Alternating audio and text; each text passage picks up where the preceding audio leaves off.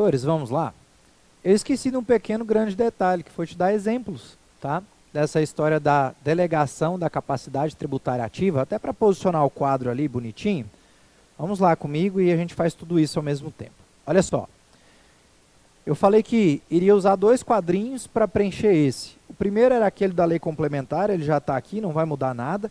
Então está aqui quais são os 4 tributos que obrigatoriamente devem ser instituídos por meio de lei complementar.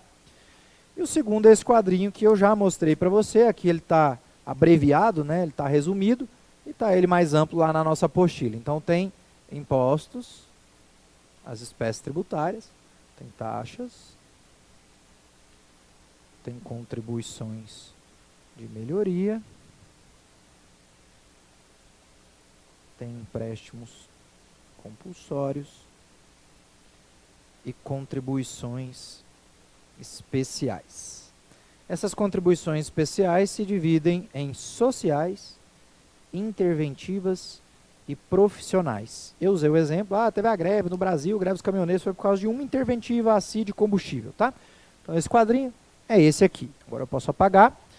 E aí deixa eu dar um exemplo para vocês, até também para poder contextualizar um pouquinho um negócio que sai do sistema tributário nacional, que eu havia falado, depois a gente vai pegar o jeito certo para poder estudar isso aí. Então, veja bem, 2 exemplos bons para a gente ver essa história de delegação de capacidade tributária ativa. A primeira, que eu vou te dar exemplo, é essa aqui, ó. Contribuição especial profissional. Lembrando, tem um quadrinho ampliado lá na página 14 da apostila. Isso aqui, gente, é popularmente chamado aí no dia a dia de anuidades. Anuidades. É um tributo, eu vou colocar para você já já, é um tributo federal. Se você for ao artigo 149 da Constituição, vai encontrar essas contribuições especiais, que se dividem em sociais, interventivas e profissionais, e verá que essas contribuições, essa espécie tributária, ela é de competência federal. Popularmente a gente chama isso de anuidade. Aí vem aquele encaixe. Você já ouviu falar de Conselho de Fiscalização Profissional? Fala assim, aquela história de errar sabendo. Você já ouviu falar várias vezes, às vezes você não faz o link. CREA, CRECE, CRO, CRC, CRM, nós temos vários. O que acontece ali, gente? É um Conselho de Fiscalização Profissional. Eles são autarquias públicas federais e eles servem para fiscalizar a profissão. É por isso que chama Conselho de Fiscalização Profissional. Então tem lá, por exemplo, eu advoguei muito tempo, CRECE, Conselho de Corretores de Imóveis. Então ele vai fiscalizar a profissão do corretor de imóvel. O que o corretor de imóvel, o médico, o contador, o administrador, o que ele paga é um tributo chamado Contribuição Especial Profissional, que no dia a dia a gente chama de anuidade. Aí você conhece um corretor e fala, nossa, mas a anuidade do CRES está muito cara. Ah, mas a anuidade da OAB está muito cara. Cuidado, a OAB não é Conselho de Fiscalização Profissional, mas é a mesma analogia para você entender a anuidade, que a OAB classifica lá como sui generis, né? Então, o que acontece aqui, gente? Ele é um tributo federal, então nós estamos falando de competência, poder, que a Constituição entregou, e a União passou a arrecadação e fiscalização para um Conselho de Fiscalização Profissional. E é por isso que a gente chama isso de ente parafiscal. Quando ele entrega arrecadação e fiscalização, é a parafiscalidade. Viu um primeiro e um grande exemplo? É o que acontece. Então o CRES vai pegar o dinheiro da anuidade para usar para fiscalizar a profissão, para poder desenvolver a profissão, etc, etc. Tributo federal. Esse é o primeiro exemplo. Qual é o exemplo que cai toda hora na prova? É o ITR, é o tributo federal, tá? O ITR, vai ouvindo, ele é um tributo que está lá no 153 da Constituição, ele é um tributo federal, e quem tem propriedade de um imóvel rural, obviamente, fato gerador, tem que pagar esse tal desse ITR. E, obviamente, tem que pagar tudo, tem que pagar 100% desse ITR. Aí é o link que eu quero fazer com você. Eu anotei no comecinho da nossa conversa que existe um negócio lá na Constituição chamado de repartição constitucional de receita tributária. Isso aqui está no artigo 157 até o 162, está dentro do Sistema Tributário Nacional, que eu te entreguei lá, 17 artigos, são os últimos 5 do Sistema Tributário Nacional. Para que serve esse negócio? A hora que eu terminar de mostrar aqui para você, o que é da União, o que é do Estado, o que é do município, você começa a entender isso aqui melhor. Se eu fosse usar o exemplo que eu já dei, nós temos impostos federais, estaduais e municipais, e a gente pegou a listinha completa na apostila.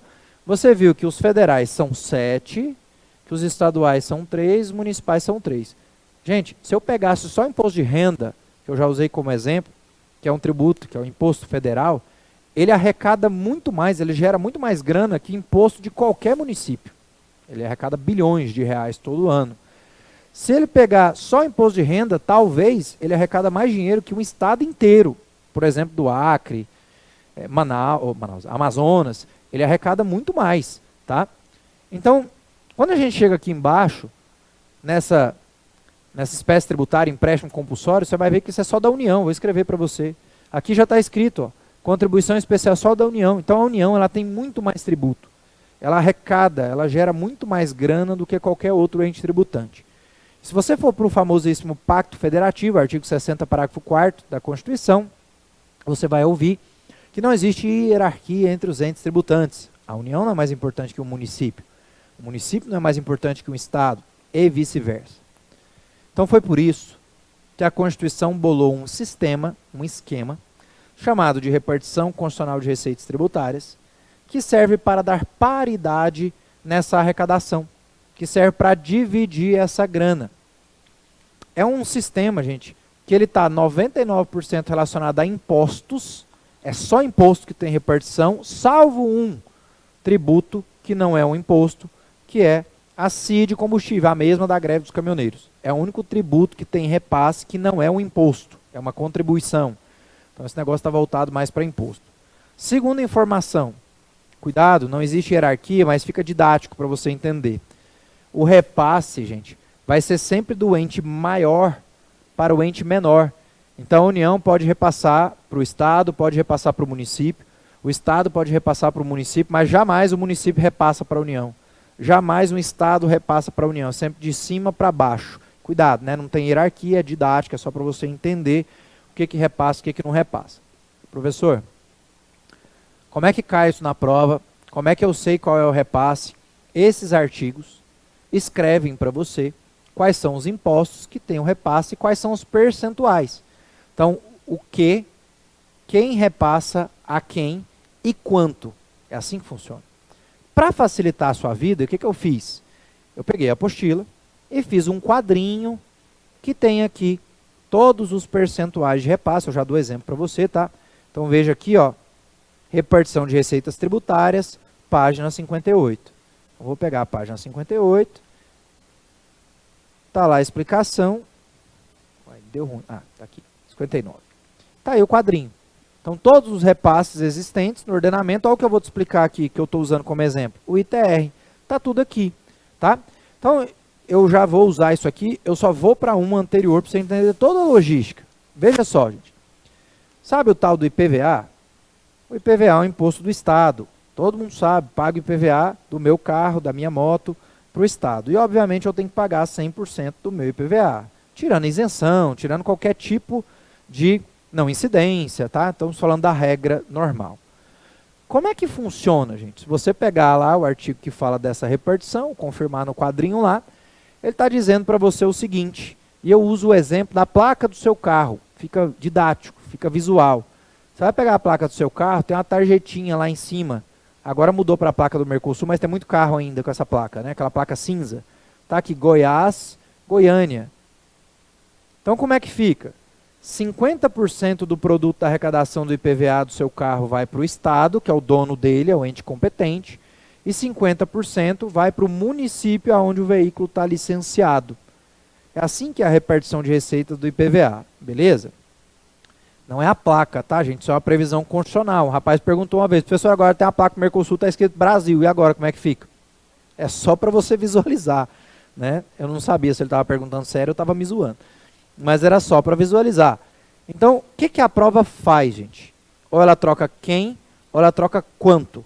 Então ela fala assim, ó, Acerca de repartição de receitas tributárias.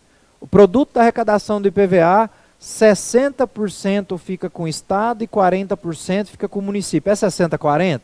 Não, é 50-50. Do produto da arrecadação do IPVA, 50% fica com o Estado e 50% fica com a União. É a União? Não, é o município. Então ela troca quem ou ela troca quanto? Qual que é a miséria disso? Como que você acerta um negócio desse na prova se você não sabe quem repassa, quem recebe e qual o percentual? Como que você lembra disso a não ser decorando a maldita tabela? É ruim, mas é assim que cai. Então ela troca percentuais. Tem prova que traz questão pura disso. Tem prova que às vezes vai usar esse exemplo, isso aqui cai várias vezes. Então vamos lá? É a mesma logística. Se você pegar o artigo 158.2, está no meio aqui, ele fala da repartição do ITR. Então ele diz que de 100% da arrecadação do ITR, qual que é o jogo dele? 50% fica com a União, que é o ente competente. E 50% fica com o município, aonde a propriedade rural estiver localizada. Doutores, isso é repartição de receita. Isso aqui vai acontecer anyway. Isso aqui acontece igualzinho no IPVA. Veja aqui, só muda quem está repassando. Até o percentual aqui no caso é o mesmo. Então, para isso aqui, não precisa nada acontecer. Agora, lá no 158.2 está escrito assim, ó, caso o município ele opte por arrecadar e fiscalizar esse ITR, ele vai ficar com 100% da receita. Então, caso o município ele opte por arrecadar e fiscalizar o ITR, ele vai ficar com 100% da receita. Ela te dá essa história. E aí ela começa a dança das cadeiras. Letra A. Houve delegação de competência? Você já anotou desse tamanho que competência é indelegável. Só que tem muita gente que olha para isso e fala assim, ah, professor, mas é tudo. É 100%. É, gente, mas é do dinheiro, é da receita. Poder é uma coisa, dinheiro é outra coisa. Só olha a prática aí, né? Poder é uma coisa e receita é outra coisa. Então não deixa isso te confundir. A despeito de ficar com tudo, ele não tem poder para fazer nada. Ele tem poder para cobrar como se fosse. Inclusive ele não pode renunciar à receita. Exemplo, a União cobrava naquela propriedade rural, porque essa era a metodologia de cálculo, R$200 daquele produtor, daquele proprietário. Aí vem o município e fala, eu quero. Ele tem que levantar a mão e falar, União, prerrogativa constitucional, eu quero celebrar um convênio com você, é isso que ele faz. Escreve o convênio e fala, agora eu arrecado e fiscalizo. Então eu vou cobrar os mesmos R$200. Ah, o município sou mais bonzinho, vou cobrar 150. Ele não pode renunciar à receita, ele tem que cobrar como se a União fosse. Tá? Então, o 100% é só da grana. Letra B. Houve delegação de capacidade tributária ativa? Houve. Que é exatamente a entrega da arrecadação e da fiscalização que chama para a fiscalidade, que é a delegação da capacidade tributária ativa, que pode ser delegada, etc. Letra C.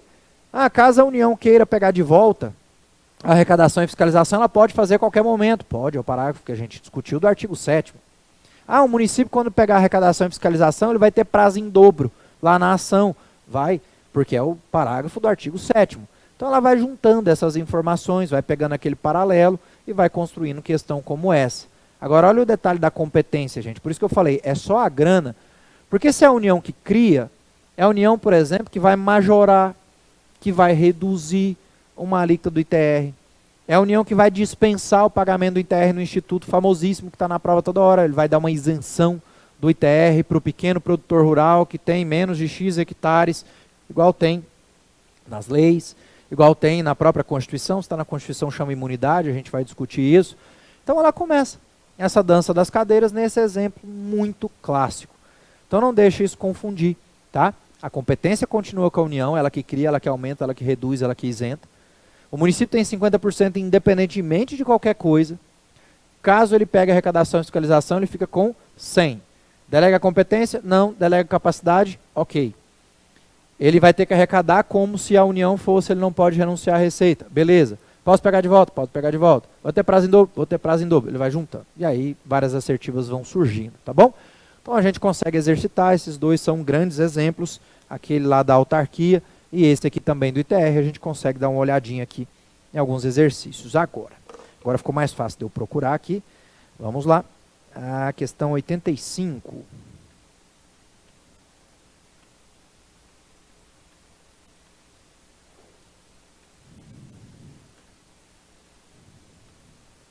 Oh.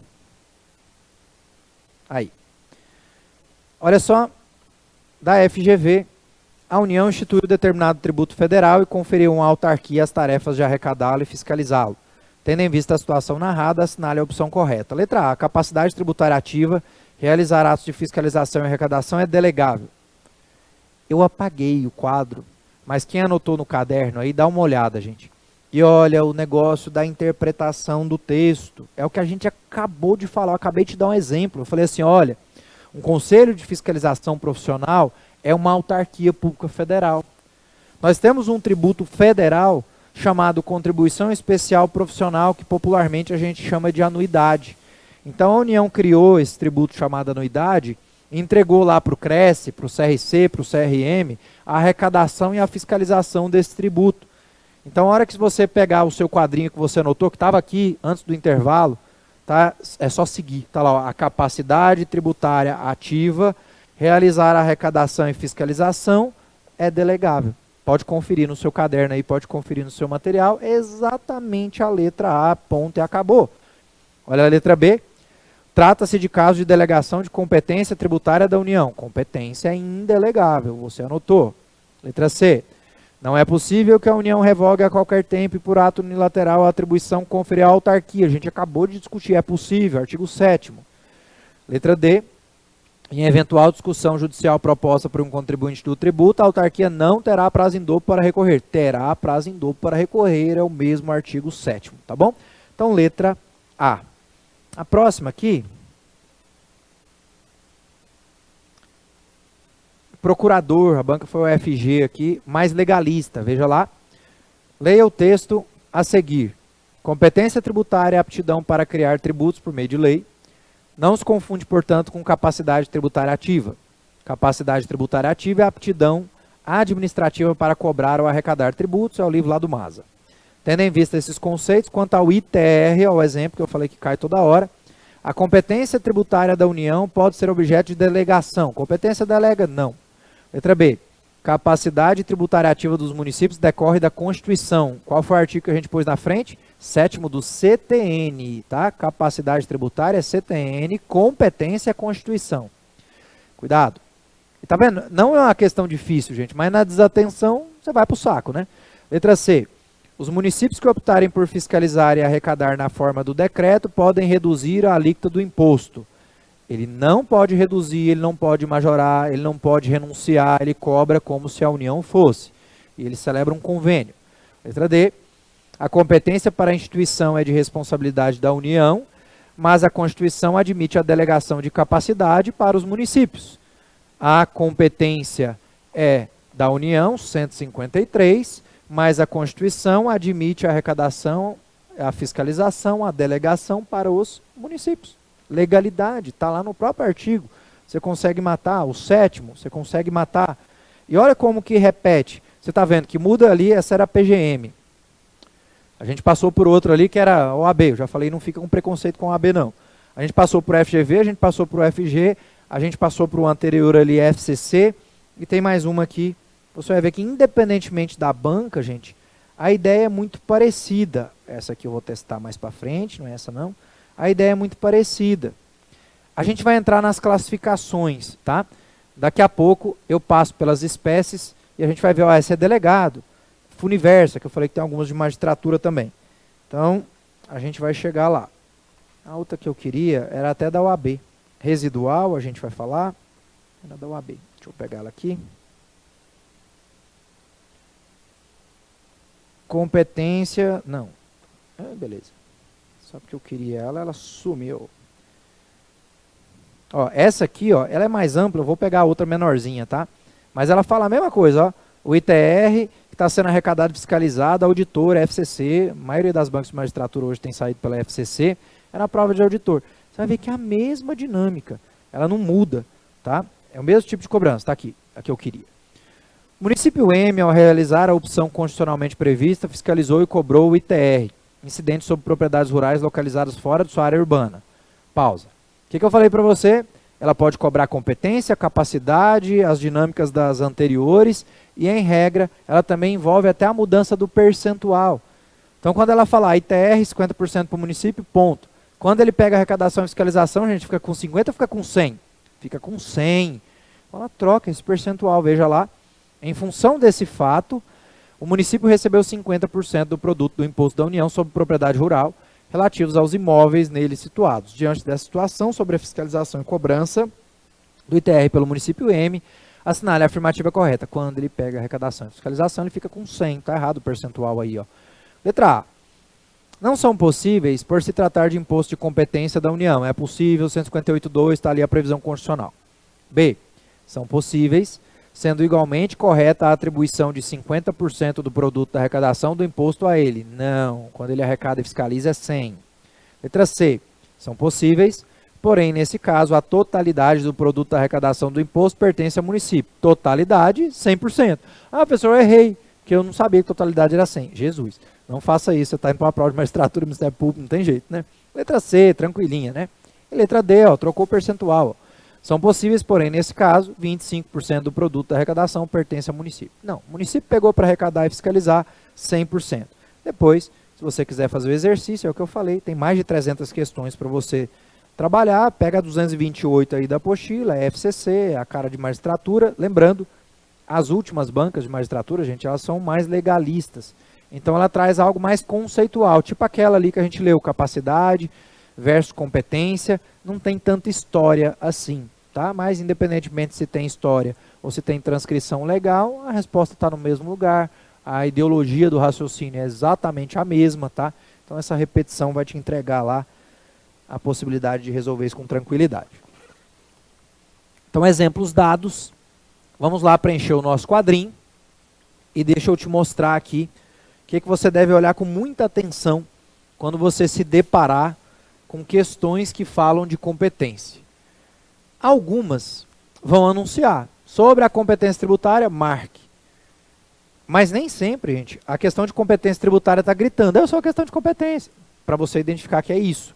Mas toda vez que ela falar para você que está criando um tributo, toda vez que ela falar para você de alguma espécie tributária específica, ela está falando de competência, tá? Eu posso apagar os exemplos aqui? Vou precisar do quadro. Então, tá bom. Vamos lá. Gentileza que eu te peço. Deixa eu preencher o quadrinho. Deixa eu te mostrar o que é importante. A gente vai usar tudo ali, ó. Quadrinhos básicos, né? Que eu já falei, não pode esquecer de jeito nenhum. Depois eu te ensino. Depois a gente vai passar por cada uma. E como eu falei, a gente vai aprofundar muito, já começando aqui na comum. Então veja só. O que você deve prestar atenção quando você se deparar com uma questão de competência? Ela vai trocar, ela vai mudar 3 informações. Quem está criando esse negócio? Porque se competência é poder, ela vai falar, o Estado criou isso, o município criou aquilo, a União criou o empréstimo compulsório. Ela vai falar quem. Você vai ter que ver se o quem está certo ou está errado. O primeiro lugar que ela pode trocar é quem. A segunda coisa que você vai olhar é a espécie tributária. Se ela vai criar alguma coisa. Para criar alguma coisa só pode ser aquelas 5. Criei um imposto, criei uma taxa, criei um empréstimo compulsório. Aí vem a questão e fala assim, um Estado criou um empréstimo compulsório. Você vai ver, o Estado pode? Já te adianto que não. Ah, um município criou uma taxa de iluminação pública, é a espécie tributária. Taxa pode? Já te adianto que não. Então ela trocou a espécie. Eu vou te mostrar. E por último, qual que é a fonte? Com o que ela está criando? A gente já narrou. Ah, ela criou por medida provisória, a gente discutiu um pouco disso. Criou por lei ordinária, criou por decreto. Eu te falei que para criar tributo é só lei. Aí a gente discutiu, lei ordinária para todo mundo, complementar nos 4 casos. Então, criei o empréstimo compulsório por meio de medida provisória. A fonte foi a medida provisória. Você já sabe que está errado. Então, gente, chegou na prova, está narrando para você que está criando o tributo A, B e C, presta atenção em quem está criando, o que está criando e como está criando, que a chance de ter alguma coisa fora disso aqui é quase nula. Se tiver fora, é aquele paralelo que a gente já notou, competência versus capacidade, delega ou não delega. Por isso que eu falei, gravou o paralelo, competência versus capacidade, gravou isso aqui, já era. Você nunca mais vai errar a questão de competência, tá? Então a gente vai focar nisso aqui. Eu vou preencher, depois eu vou dar espaço aí para vocês fazerem isso, tá? Então olha para cá, por favor, para você não se perder. Quem tem competência privativa? Todos os entes tributantes têm. E até para ajudar, você vai ver o seguinte, a União, gente, é o único ente tributante que tem todas essas classificações. A União não usa essa aqui, mas o fato dela não usar isso aqui hoje não significa que a prova não vai cobrar. Inclusive a prova adora essa aqui, eu já chego lá. Facilitando a vida. Daqui para baixo, ó, só a União que exerce essas competências. Só a União que pode. Então falou que o município veio aqui, o colega falou, imposto extraordinário de guerra, um Estado criou. Está errado, porque é só o município. Só a União, perdão, já está registrado. Tá? Então vamos lá. Privativa, todo mundo tem. O que é a competência privativa? É o poder que todos os entes tributantes têm, União, Estados, municípios ou DF, cada um no seu quadrado, para criar primeira espécie tributária, para criar os impostos que estão enumerados na Constituição. Eu já te mostrei o quadrinho amplo. Estão os federais, estaduais e municipais, 153, 155 e 156, respectivamente. Por isso que eu falei, a apostila está do lado, já está tudo lá referendado para você. Então, todos os impostos, cada um no seu quadrado. A União tem 7, o Estado 3, o município 3. Beleza? Ou seja, são 13. Todos os impostos, gente, são criados por meio de lei ordinária, salvo um que você já sabe, é o asterisco aqui. Olha ele. Imposto sobre grandes fortunas. Por isso que eu falei que ia usar todo o quadrinho, está aqui o imposto sobre grandes fortunas. Pode comparar. Eu te ensinei a fazer. Você vai pegar o quadrinho ali da lei complementar e vai jogar qualquer um. Importação, exportação, IPI, IOF, TR, imposto sobre grandes fortunas. É o único que está pedindo, a gente leu, né? Vírgula, por lei complementar, imposto de renda e IOF. Então, de todos esses 7 que eu falei, só grandes fortunas que pede. Ah, professor, mas tem um imposto residual ali. Deixa para o quadrado dele, ao residual aqui. Então, não mistura não, tá bom? Então, todos os 7 impostos são criados por lei ordinária, salvo grandes fortunas. Se você pegar os estaduais, IPVA, ITCMD e ICMS, pode olhar, não está ali.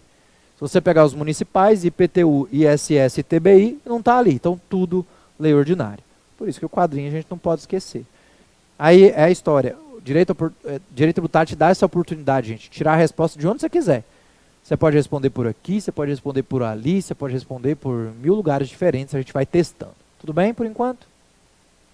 Para frente.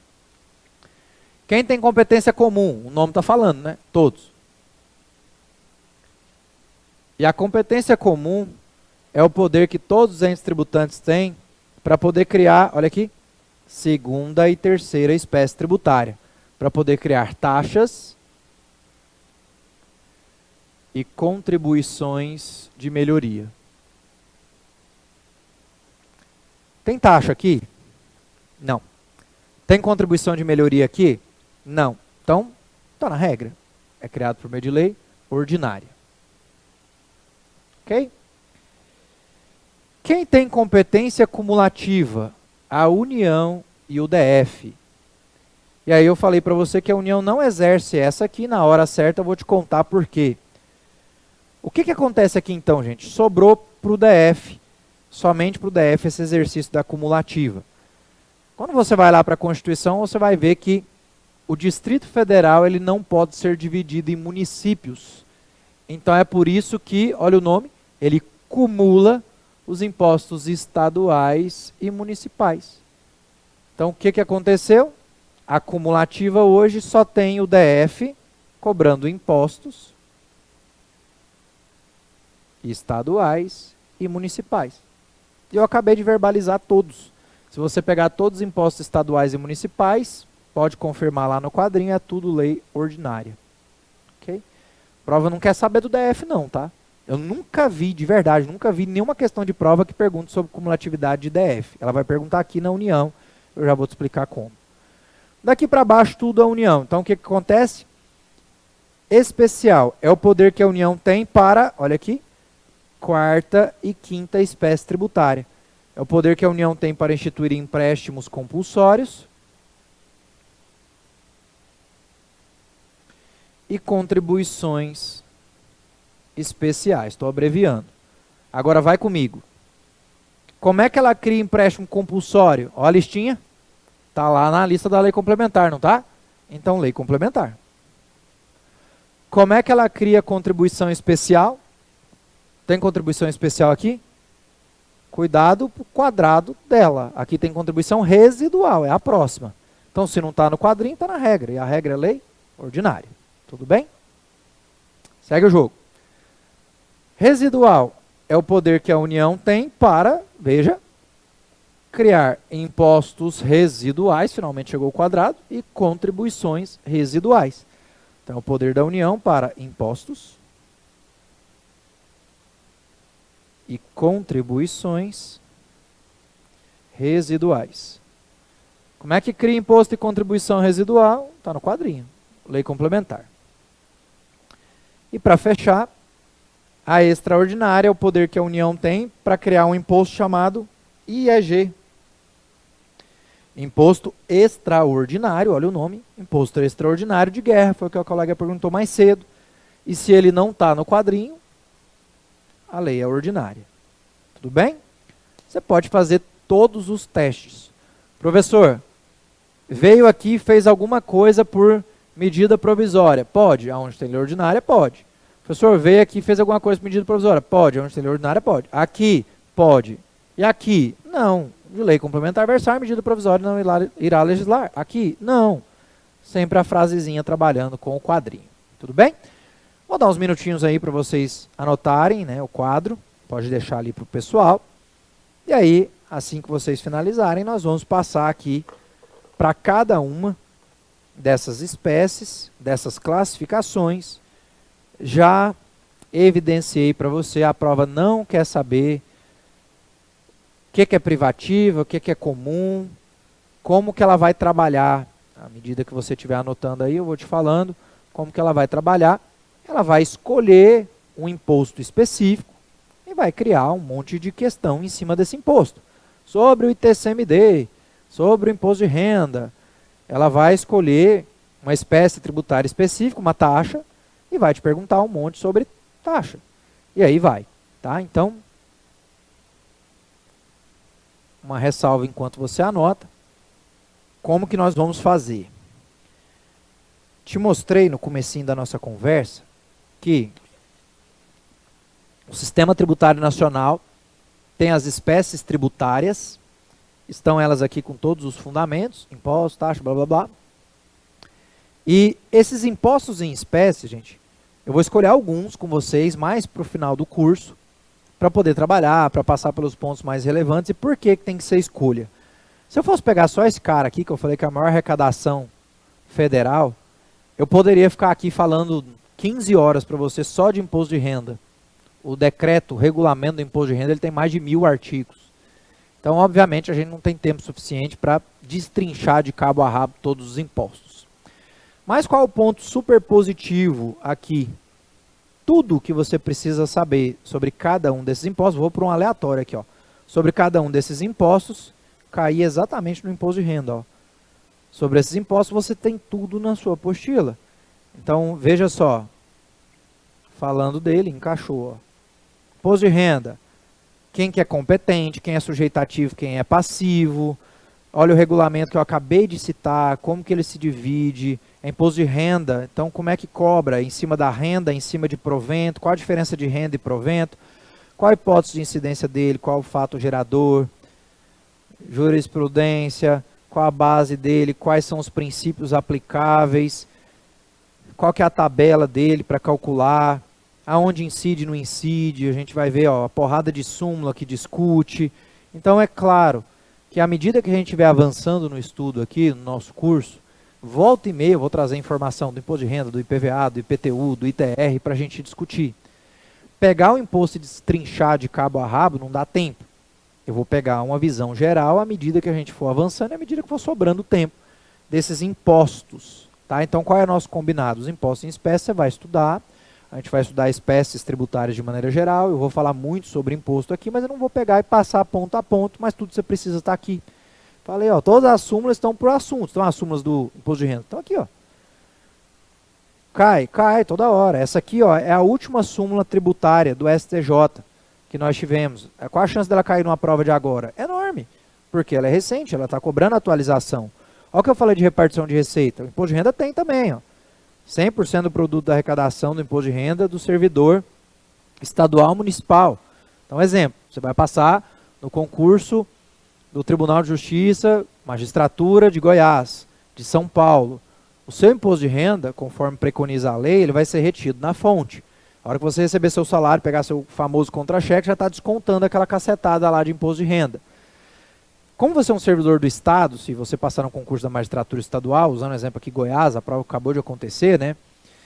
100% desse produto da arrecadação, do seu imposto de renda retido na fonte, fica com o próprio Estado de Goiás. É a repartição de receita do imposto de renda. Ah, eu vou passar num concurso do município de Goiânia. 100% da receita desse imposto de renda retido na fonte fica com o município de Goiânia. É essa divisão. É a repartição que a própria Constituição, ela distribui, ela entrega. Como é que a prova cobra? Eu troco o percentual. Nossa, professor, mas é 100%, o imposto de renda é federal. É, mas é só nesse caso. Um servidor federal, você vai passar num concurso de magistratura, lá, TRF, magistratura federal. 100% do imposto de renda que você pagar vai ficar com a União, que é a dona dele. Essa repartição é só para o servidor estadual ou municipal. Tá bom? Depois a gente vai detalhando com mais tranquilidade. Ó, quando a gente entrar em princípio, aí eu vou falar de monte. O que acontece com o imposto de renda? Ele é exceção à noventena. Ele respeita a sua anterioridade anual. Nossa, isso cai que é uma maravilha. Citei o exemplo, ainda que forma superficial, ó, falei de lucro presumido, de lucro real. Olha o simples aqui, ó. Algumas considerações. Está lá, está tudo na apostila. Então vai lá, lê, estuda, aproveita o tempo, aproveita o material. O professor deu dúvida, eu estou aqui na aula, fora da aula, para poder tirar a sua dúvida, tá bom? Então, a competência privativa, gente, já que é o poder que os entes tributantes têm para criar esses impostos, mais para frente a gente vai escolher alguns impostos para trabalhar. Eu vou para o ponto 2, para a competência comum.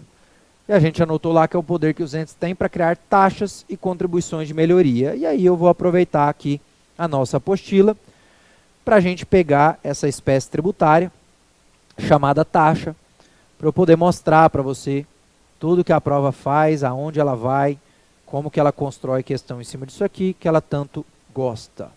Taxa é uma espécie tributária muito cobrada, tá? Então aqui estamos. Para quem for acompanhar para a apostila, página 31, tá? Então veja lá. Fundamentação de taxa 145.2 da Constituição e 77 do CTN. Aqui, gente, na taxa, nós temos uma característica importante em cima dessa frasezinha ali, ó, que está em caixa alta para você. Qual que é a diferença de uma taxa para um imposto? Bom, nós temos várias. E eu até brinco em cima disso aqui, porque muita gente, no dia a dia, acaba se confundindo. Aí eu falo assim, é o tio do churrasco. É o cara que está lá no churrasco conversando com você e fala assim, ah, mas eu pago meu IPVA, que é o imposto, e a rua está cheia de buraco. Ah, eu caí num buraco ali na rua e quebrei a suspensão do meu carro, estourei um pneu do meu carro. Para que eu pague IPVA se o asfalto não presta? Gente, isso é a coisa mais boba possível, porque o IPVA, ele é um imposto. O imposto, ele não tem essa tal vinculação de receita. A gente não paga IPVA para asfaltar a rua. O IPVA, como imposto que é, ele pode ter a receita utilizada aonde o Estado, né, que no caso é o Estado mesmo, que é o dono desse imposto, aonde ele quiser. Na saúde, na segurança pública, na educação pública, na infraestrutura, que é o asfalto, ele pode, mas ele não tem essa vinculação. E aí como é que a gente consegue identificar também quando que um negócio pode ser um imposto, quando que um negócio pode ser uma taxa, quando que um negócio tem que ser uma contribuição de melhoria? É o fato gerador do tributo, dica importante. É no fato gerador do tributo que você vai mirar, que você vai identificar qual é a espécie tributária. Para você não correr risco de errar, gente, tem muita prova que às vezes troca a expressão e você erra, sabendo. Espécie tributária, você já sabe que é imposto, taxa, contribuição. Cuidado quando a prova falar de natureza jurídica. Quando a prova perguntar para você qual a natureza jurídica do tributo, ela está perguntando, eu sou um imposto? Eu sou uma taxa? Eu sou uma contribuição? E para você conseguir identificar qual a natureza jurídica do tributo, é o fato gerador. E vamos brincar um pouquinho na característica. Lá no imposto, gente, o fato gerador depende de nós. Depende única e exclusivamente do contribuinte. Então, por exemplo, eu compro um carro, eu pago o IPVA, que o fato gerador é propriedade, veículo automotor. Se eu ganho dinheiro, se eu aufiro renda, eu pago o imposto de renda. Eu sou um advogado. Se eu presto serviço, eu pago o ISS. A ação ensejadora de um imposto, ela é do próprio contribuinte, ela é minha. Em uma taxa, não. Na taxa, olha o fato gerador, daqui a pouco a gente anota. É a prestação de um serviço público, específico e divisível, potencial ou efetivo. Então tem a prestação de serviço público, tem um Estado, em sentido lato, no meio do caminho. O Estado está agindo, o Estado está prestando um serviço e eu estou pagando de outro lado. Quando eu falo para você que, olha, lá no imposto, o ente tributante usa a grana onde ele quiser, é porque ali não tem vinculação de receita. Aqui na taxa não tem vinculação de receita também, mas tem contraprestação. É por isso que é comum, olha como é que está tudo lá na apostila, é por isso que é comum a doutrina escrever para você que a taxa é um gravame bilateral, contraprestacional e sinalagmático. Lembrando, vamos pegar a diferença disso. Por que é bilateral? Porque um Estado me presta um serviço e eu, contribuinte, pago. Eu tenho dois lados aqui. Por que é contraprestacional? Porque eu estou pagando, contraprestacionando, através da taxa, um serviço público que foi posto ou prestado a mim.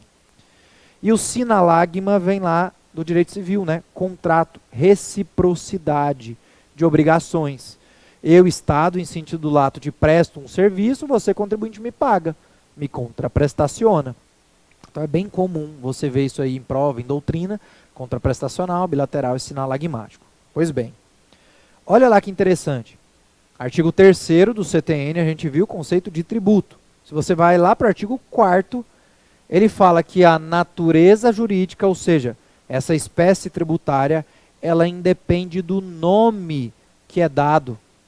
Porque imagina o seguinte, gente, o município tem uma autorização constitucional para poder criar uma taxa. Todo mundo pode, ó. Só que o município não tem autorização constitucional, porque a Constituição que entrega o poder, quem pode o quê, quem que não pode, para criar um empréstimo compulsório. Aí vem o município e cria um negócio que ele chama de taxa, que na verdade tem fato gerador de empréstimo compulsório. Então não interessa o nome que eu dou para o tributo, senão ia ser muito fácil. Eu tenho poder para criar uma taxa, então eu vou criar um negócio que é um empréstimo, mas eu vou chamar de taxa. O nome é irrelevante, é o que está no artigo 4º do CTN. Não é o nome que define, é o fato gerador. Então por que essa dica é tão importante? Porque quando você olha o fato gerador do tributo em si, você consegue identificar qual a espécie tributária que é, quem, porque aí pela entrega da espécie, quem pode cobrar isso. Tá? Então, aqui o nome já entrega tudo. Empréstimo compulsório. Empréstimo é empréstimo, gente. Se você pegar um empréstimo do banco, você tem que pagar o banco.